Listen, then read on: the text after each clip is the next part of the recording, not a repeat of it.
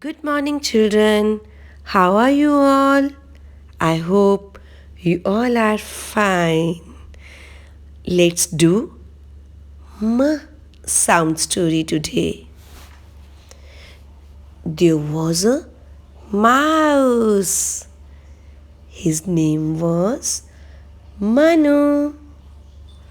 Manu Mouse went to the market to buy some fruits.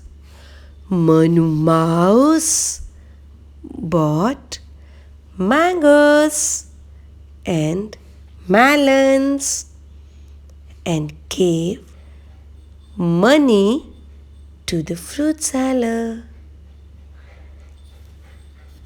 The moon was shining brightly in the sky.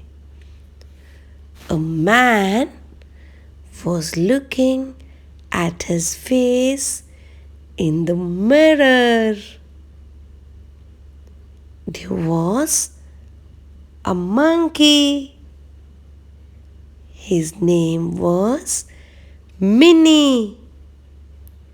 Minnie Monkey was sitting on the tree and had a mug full of water in her hand.